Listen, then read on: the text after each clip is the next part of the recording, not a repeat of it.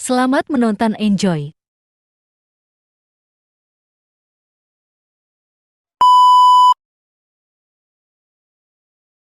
I started my business in 1995. It was very difficult.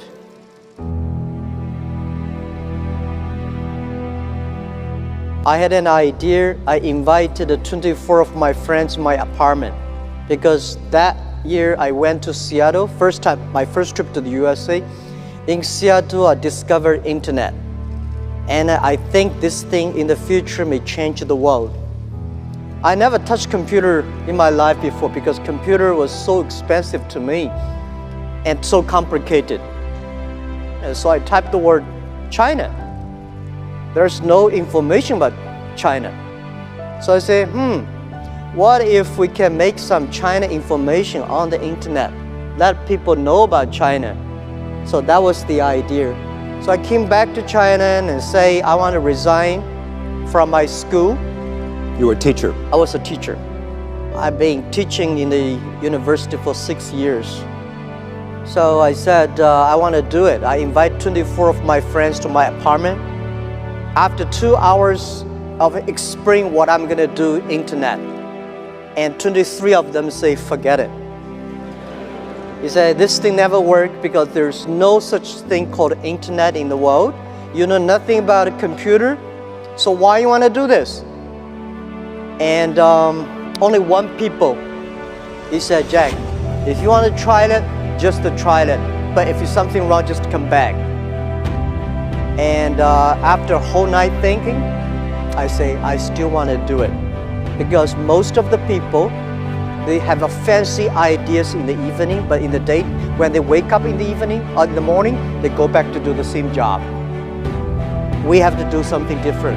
So from there, I started my business borrowing $2,000 from my relatives and friends. So that was my trip. I call myself like a blind man riding on the back of blind tigers.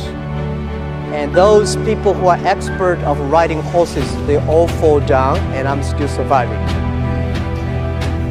Since 1995 I started business, I almost failed every project, never survived.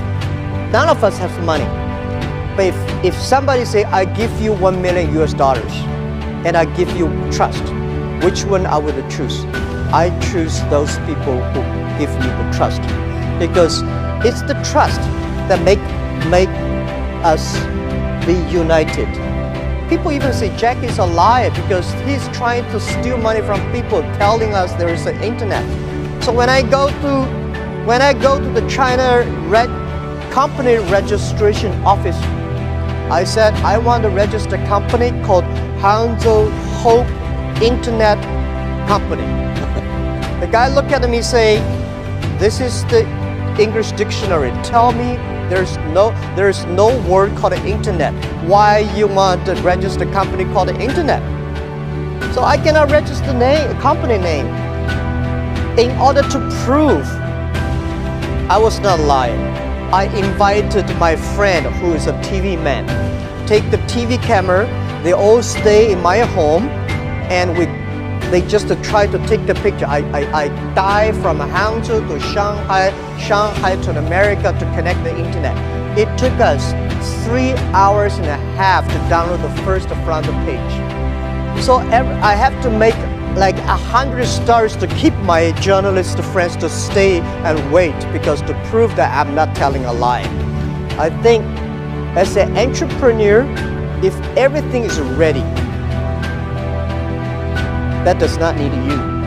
Because nothing's ready, that needs entrepreneurship.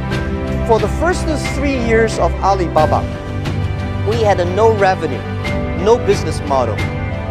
From 1999, we have 18 founders to now we have close to 60,000 people.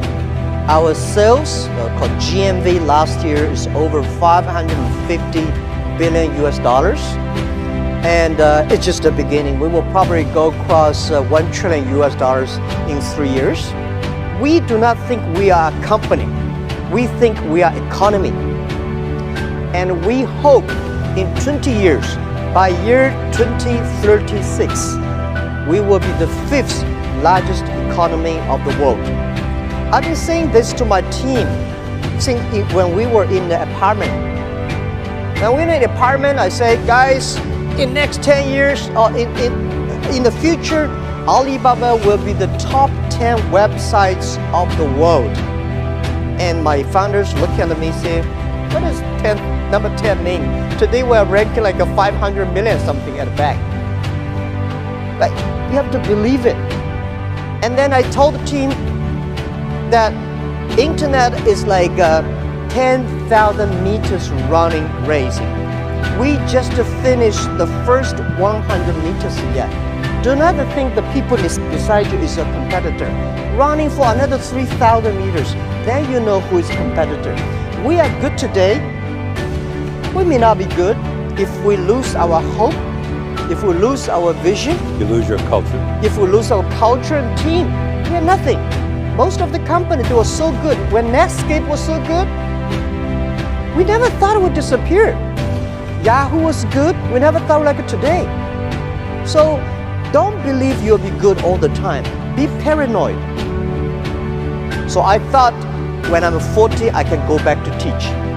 But when I'm 40, oh my God, life was so tough, so tough. My company almost in big trouble. So I say, I should not leave. And then I say, when I'm 45, I should retire. When I'm 45, I cannot stop it. And then I start to prepare, say, people say, Jack, you are the next Bill Gates. I say, I cannot compete with Bill Gates, but I can compete with Bill Gates who can retire earlier. The thing is, I don't want to die in my office. I want to die on the beaches. I was trained to be a teacher, and I benefit because I don't know anything about technology, computing. I still puzzle about what is software, how software can work. And I do not know about accounting, marketing. I know very little about that. But the thing I learned from being a teacher, that a teacher always want his students to be more successful and better than you are. So this is I learned to be a good CEO. When I hire people, I always want to hire those people who are smarter than I am. Look at the young man. If you think he will be your boss, he will be my boss in 5 years, hire him. As an entrepreneur, today is very difficult, and tomorrow is even more difficult. But the day after tomorrow is very beautiful. Most people die tomorrow evening. You have to work hard, you have to learn, you have to rely on your team.